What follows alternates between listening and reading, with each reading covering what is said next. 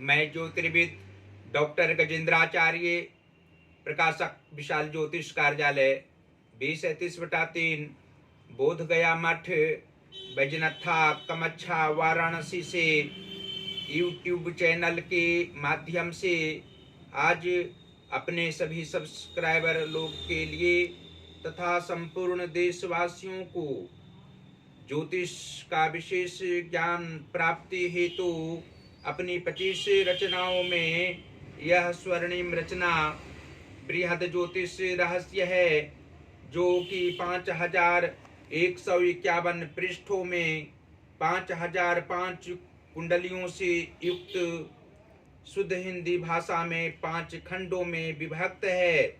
इस ज्योतिष महाग्रंथ को इतनी कलम से अर्थात 525 कलम से मेरे द्वारा रचना हुई है।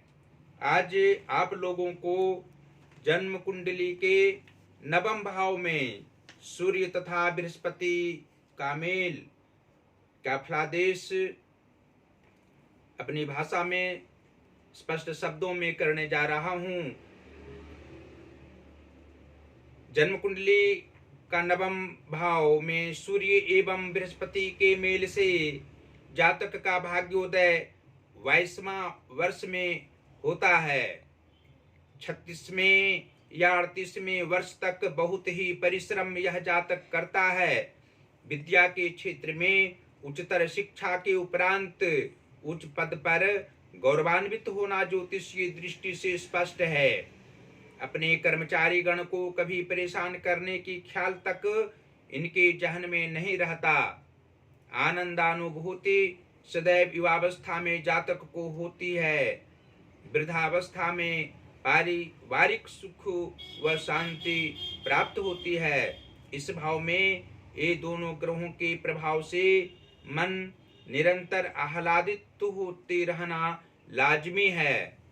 नीच ग्रहों की दृष्टि इस भाव पर हो और द्वितीय भाव, चतुर्थ भाव तथा व्यय व द्वादश भाव में किसी शत्रु ग्रह भी बैठे हों तो जातक उत्थान की ओर अग्रसर रहता है और जीवन में सफलता भी अत्यधिक रूप से प्राप्त करता है। धर्म कार्यों में धन प्रदान करना जातक का जन्मजात स्वभाव होता है और कई तीर्थों का भ्रमण अपने माता पिता के साथ करते हैं। ये जातक धर्मानुरागी होते हैं। कवि, लेखक, संपादक तथा दार्शनिक भी हो सकते हैं तथा दानवीर नहीं तो दानी पुरुष में किंचित संदेह न किसी व्यक्ति को कभी करना चाहिए।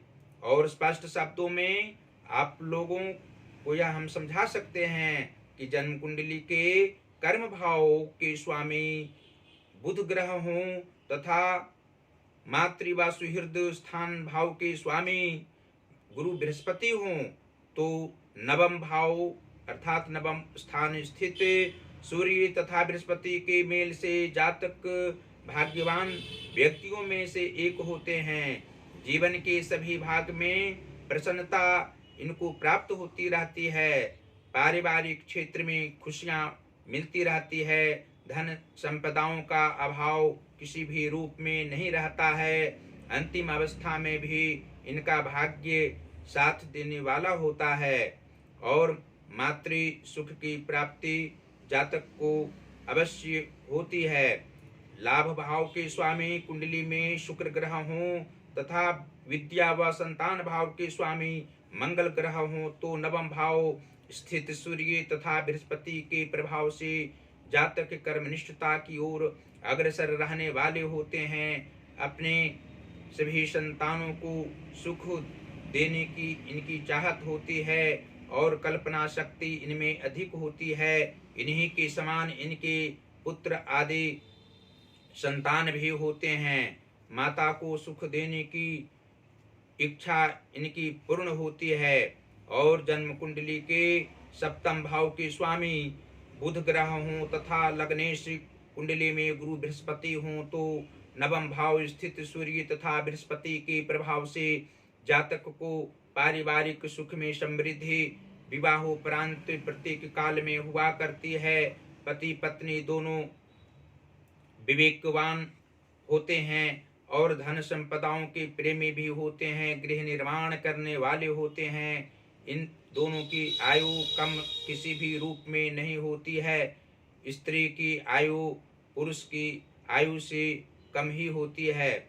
और अंत में आप लोग यह स्पष्ट रूप से जान सकते हैं कि जन्म कुंडली के धन व पराक्रम भाव के स्वामी शनि ग्रह हों, अर्थात धन भाव मकर राशि का हो और पराक्रम तृतीय भाव स्थान कुंभ राशि का हो, तथा रोग व शत्रु भाव के स्वामी शुक्र ग्रह हों, तो नवम भाव स्थित सूर्य तथा बृहस्पति के प्रभाव से पराक्रम की भावना रखने वाले जातक होते हैं। मानसिक तनाव में भी प्रसन्नता पूर्वक कार्य करने वाले होते हैं। अपने मित्र की सहायता करने में इनको आत्मिक खुशी प्राप्त होती है। इनकी आयु कम नहीं होती है। और जन्म कुंडली के नीच भावों में यदि शुभ ग्रह बैठे हों तथा उच्च भावों में पाप ग्रह बैठे हों, तो जातक को मानसिक कष्ट किसी भी काल में सूर्य तथा बृहस्पति के प्रभाव नवम भाव स्थित